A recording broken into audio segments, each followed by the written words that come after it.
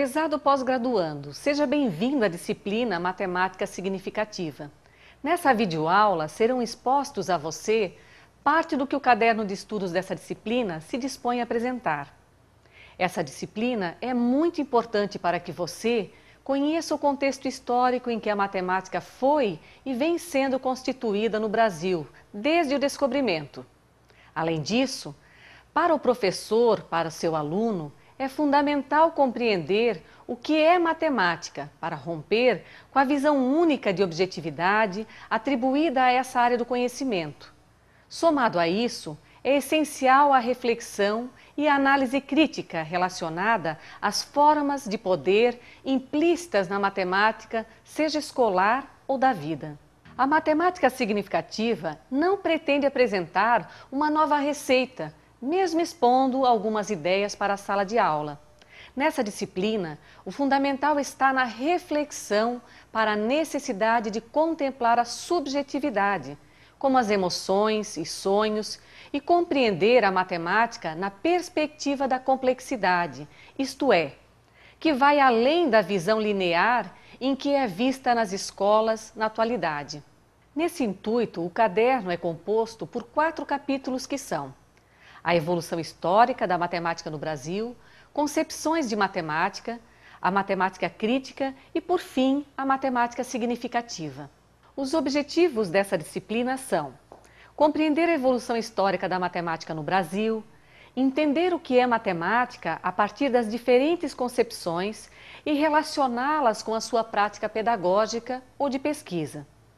Compreender a educação matemática e a educação matemática crítica presente na sociedade na perspectiva dialógica da ideologia da certeza e do poder formatador da matemática. Compreender a matemática significativa como possibilidade de um novo olhar para a matemática escolar e da vida. Então vamos lá!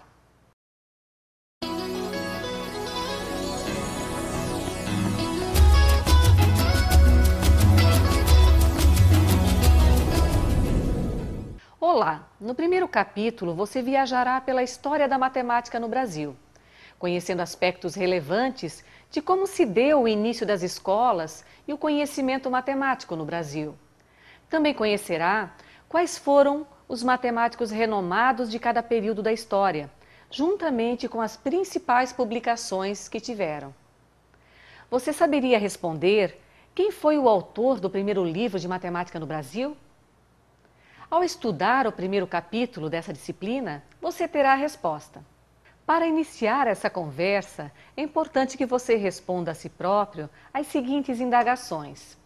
O que fez você ser o que é, ter a estatura que tem, ter escolhido esta pós-graduação em metodologia do ensino da matemática do Grupo Uniaselv, gostar mais de uma cor em detrimento de outra, ter preferência por um determinado alimento, preferir praia ou campo para passar as férias, ouvir e gostar de determinado estilo musical. Para compreender suas próprias respostas, bastaria visitar seu passado e perceber as influências da sua cultura, dependendo da região em que cresceu ou mora, das pessoas que conviveram e convivem com você, das tradições da sua família, da sua descendência, seja indígena, africana, italiana, japonesa ou outra. Dessa forma, o faremos com a história da matemática no Brasil. As primeiras escolas brasileiras foram criadas pelos padres jesuítas. No entanto, a matemática não era vista com bons olhos e, portanto, relegada a um segundo plano. O que importava mesmo para os jesuítas era saber ler e escrever. O início do ensino da matemática no Brasil se deu para a fortificação para a guerra. Nesse contexto, as primeiras aulas de artilharia foram restritas aos oficiais militares, para capacitá-los nos trabalhos de fortificação para a guerra, com o objetivo de proteger e defender suas terras ultramarinas. Essas aulas foram instituídas em meados de 1699, mas ainda em 1710 não tinham iniciado por falta de materiais, como compasso, livros e outros instrumentos necessários para aprender a desenhar e fortificar. Já a partir de 1738, para todos os militares que quisessem ser promovidos ou nomeados a diferentes cargos, tornou-se obrigatório o ensino militar. Os primeiros livros didáticos de matemática foram escritos pelo professor e engenheiro José Fernandes Pinto Alpoim. Vale ressaltar ainda o maranhense e renomado matemático Joaquim Gomes de Souza, conhecido por Souzinha, que colou o grau de doutor em 1848. Além disso, tivemos o padre Antônio Vieira, estudioso de cometas, o padre Valentim Estâncil, com a publicação de um livro que tratava sobre planetas, o padre Bartolomeu de Gusmão, conhecido por Padre Voador, com estudos sobre balões. É interessante, ao analisarmos esse período, que a matemática começa gradativamente a se destacar no contexto escolar, tornando-se cada vez mais necessária. Quem diria que de ciência inútil, como era vista no início da colonização, passaria a ser de suma importância? A partir da proclamação da República, a educação brasileira passa por reformas que a faz tomar novos rumos. Nesse contexto, a matemática é elevada na hierarquia do conhecimento escolar. Com o fim da Primeira República e com o golpe militar que coloca Getúlio Vargas no poder em 1930, o Brasil entra na era da produção e no mundo do capital. Nesse período tão conturbado da ditadura, acontecem importantes reformas educacionais que trouxeram mudanças para a matemática, como a Reforma Campos e a Reforma Capanema, além da criação da Universidade de São Paulo. A partir da Reforma Campos, a matemática nasce como disciplina escolar, unificando os ramos da matemática, que são a aritmética, a geometria e a álgebra. Após a Segunda Guerra, com o desenvolvimento tecnológico, econômico e com a ampliação de novos modelos na indústria mundial, sente-se a necessidade de uma escola que dê suporte a essa expansão de conhecimentos. Assim, surge o movimento da matemática moderna no Brasil, que pretendia inovar a matemática, fato que gerou controvérsias entre matemáticos da época no aspecto de ter tido ou não êxito em nosso país. Muito se produziu em pesquisa matemática desde a modernidade até os dias atuais, entre os quais cito a historiografia da matemática no Brasil, a etnomatemática e a modelagem matemática, cuja produção científica já foi e continua sendo apresentada em inúmeros congressos, simpósios e seminários internacionais e nacionais, fazendo com que nossas pesquisas e autores sejam reconhecidos e premiados tanto nacionalmente quanto internacionalmente. Com esse pequeno recorte da história, você terá a compreensão do porquê a matemática teve o valor que tem na atual conjuntura da educação no país.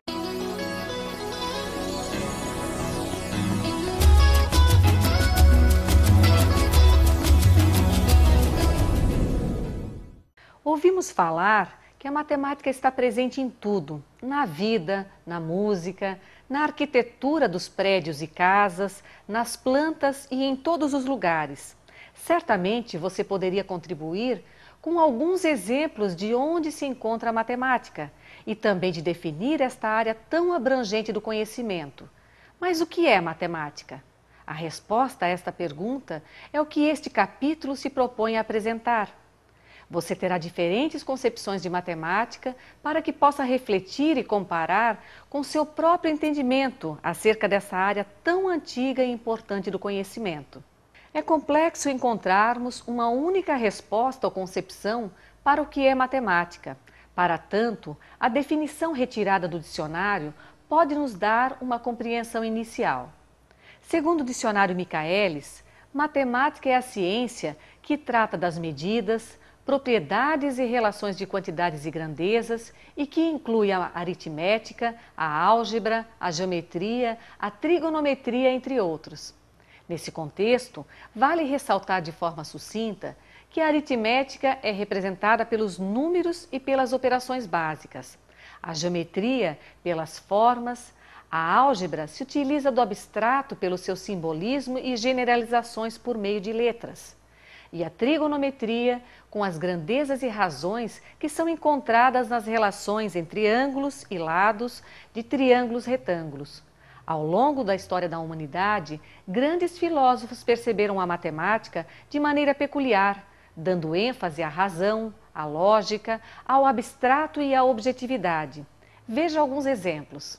Segundo a professora Maria Ivete Baraldi, em seu livro Matemática na Escola, que ciência é esta?, a concepção tida por Pitágoras ou pelos pitagóricos foi de que todas as coisas eram números. A matemática explicava a ordenação do universo, tirava do caos a ordem, fazendo a natureza se render aos seus princípios, os números. Já o professor e pesquisador Nilson José Machado aponta em seu livro A Matemática e a Língua Materna que, para Platão, a matemática refere-se ao mundo das formas, que só poderia ser captada por meio da razão e no qual se restringe a duas classes, matemáticas, aritmética e geométrica, e as morais, como a ideia de bem. Nos dias atuais, ao nos referirmos acerca do que é matemática, a tendência está em associá-la ao ensino ou à educação, enquanto disciplina institucionalizada, como uma matéria escolar que objetiva o ensino da aritmética, grandezas e formas. Conforme o professor Ubiratã D'Ambrosio, a disciplina de matemática é compreendida como uma estratégia desenvolvida pela espécie humana ao longo da história para explicar, para entender, para manejar e conviver com a realidade sensível, perceptível e com o seu imaginário. Naturalmente, dentro de um contexto natural e cultural, a matemática relacionada à escola nos remete à disciplina escolar, à sua ligação com o cotidiano, às necessidades da sociedade por meio da realidade e da cultura do aluno. Para a parte dos alunos, a concepção de matemática mais evidente que se estabelece num primeiro momento é a da representação numérica e das operações básicas, que faz parte da aritmética. Dessa forma, a matemática é tudo que envolve números e cálculos, além de relacionarem a matemática com questões de exatidão, rigor e de dificuldades de aprendizagem. A matemática, para mim, é uma lógica que envolve diversos sistemas, sistema binário, verdadeiro, falso. Imagine o que seria de todo o nosso mundo, nossa eletrônica, o nosso dia a dia, se não tivesse todo esse amplo conhecimento que existe na área de matemática. A matemática está envolvida no nosso meio, no nosso dia a dia, constantemente, em todas as situações que estamos vivenciando, ela se faz presente. A matemática está em tudo, desde o nosso RG, CPF, títulos de eleitor diversos, na placa dos automóveis, nas informações no dia a dia, no telefone, o número do celular. São números, e números o que são? São conjuntos matemáticos, são sistemas de combinações, etc. De modo geral, os professores de matemática têm como concepções dessa área do conhecimento os aspectos ligados ao exato, abstrato, formal, à lógica, ao rigor e à objetividade, que lhes foram apresentadas e construídas ao longo da vida, desde suas experiências escolares até sua formação em licenciaturas ou bacharelados, além de conhecer algumas das concepções de matemática, seja na visão de filósofos ou de professores e alunos. Esse capítulo apresenta mais um dos conceitos de matemáticas dos dias atuais, a fim de complementar seus conhecimentos acerca do que é matemática, que é a noção de padrões e regularidades. Nos últimos anos, a matemática vem sendo entendida como sendo a ciência dos padrões. Segundo o pesquisador norte-americano Kate Devlin, matemática é a classificação e o estudo de todos os padrões possíveis. Neste caso, podemos dizer que a concepção que se tem de a matemática ser a ciência dos padrões faz com que tornemos o invisível visível.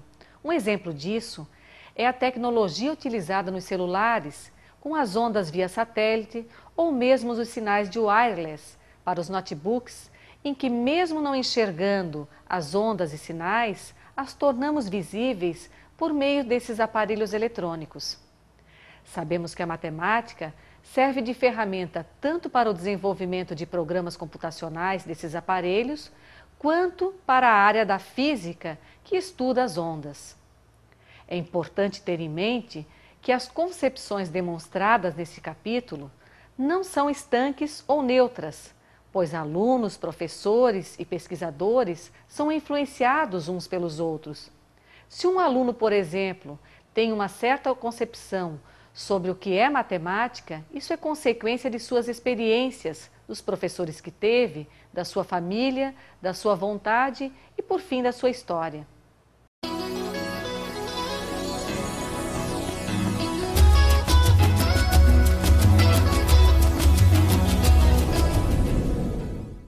O capítulo 3 faz uma análise crítica sobre o que está por trás do conhecimento matemático, das suas formas de utilização no mundo atual, analisando verdades e ou ideologias que perpassam o conhecimento matemático na vida por meio da tecnologia, dos planos governamentais ou até mesmo numa simples eleição.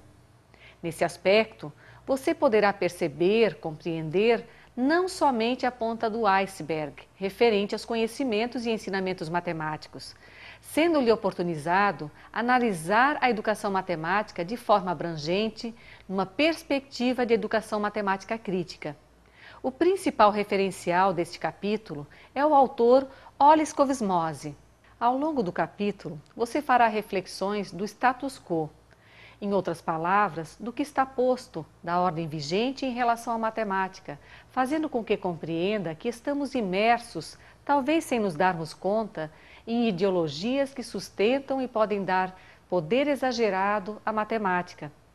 Para compreender a educação matemática crítica, você terá noções de como ela surgiu e o que a fundamentou.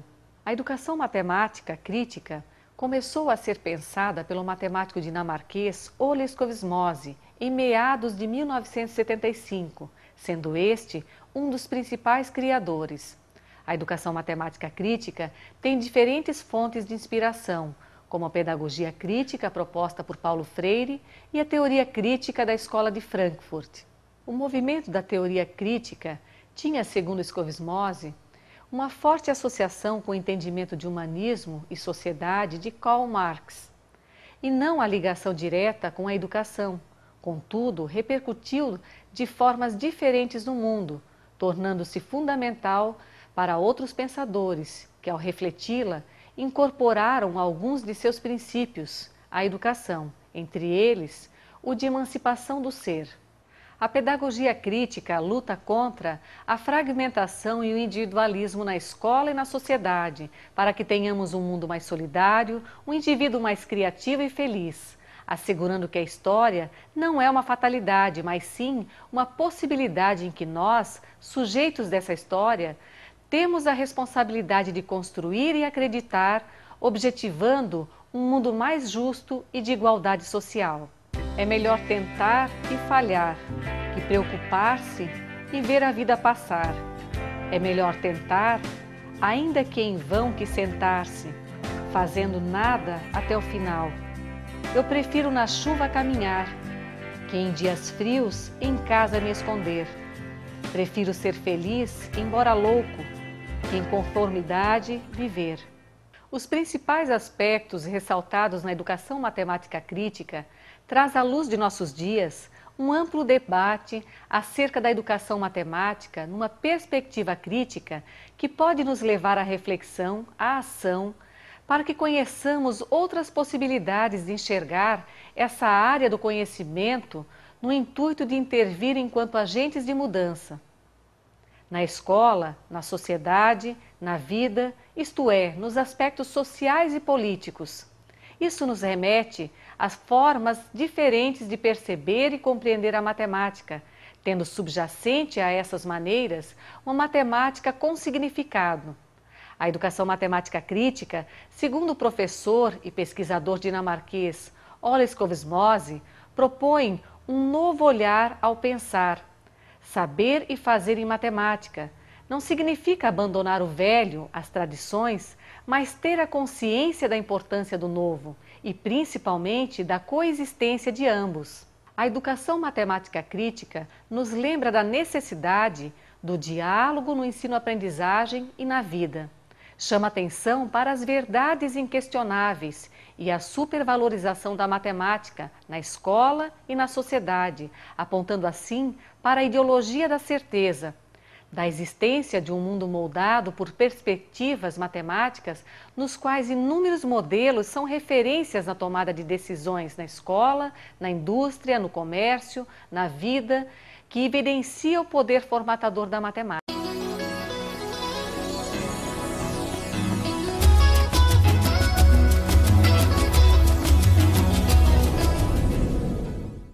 O capítulo 4 trata sobre a matemática significativa e suas perspectivas para o futuro.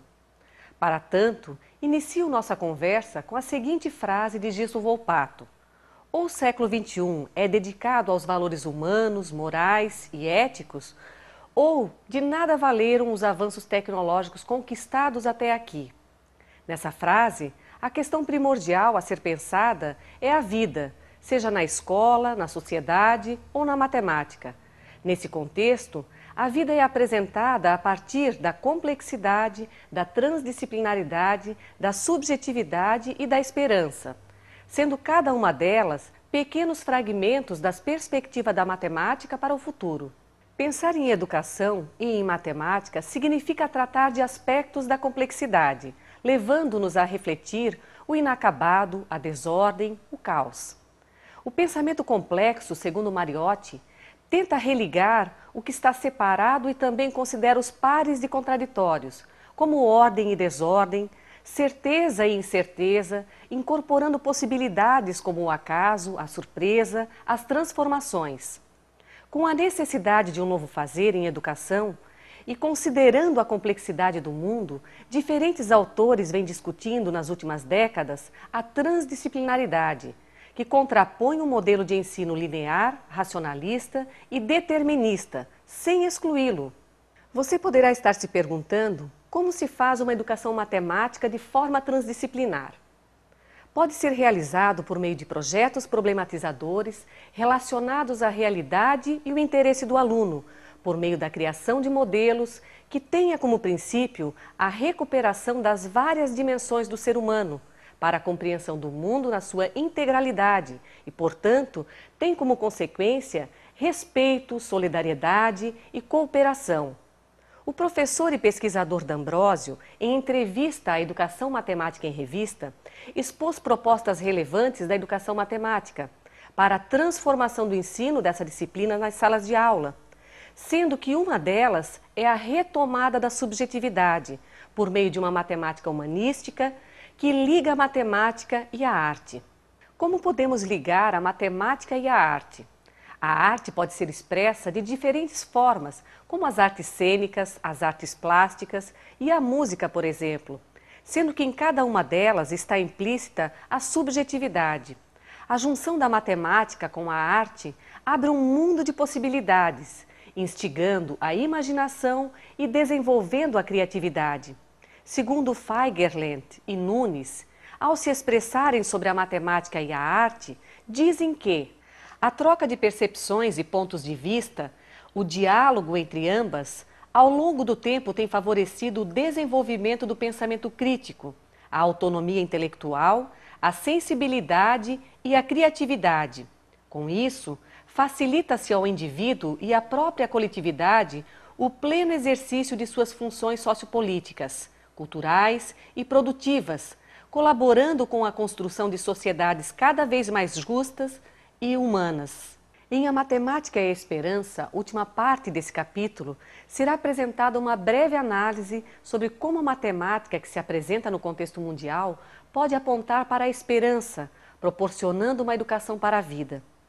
Educação para a vida, perpassando a matemática, pode ser analisada tanto por um aspecto positivo quanto negativo, que, segundo Scoville-Mose, pode ser traduzido tanto como maravilhas quanto horrores, por estar situada no núcleo do desenvolvimento social. Mas que relação há entre matemática e a esperança? A relação está na responsabilidade que cada educador matemático tem em entrelaçar, por meio de uma aprendizagem dialógica e crítica, os princípios essenciais para uma vida com dignidade. A relação entre a matemática e a esperança está na responsabilidade que assumimos conosco, com o outro e com a vida.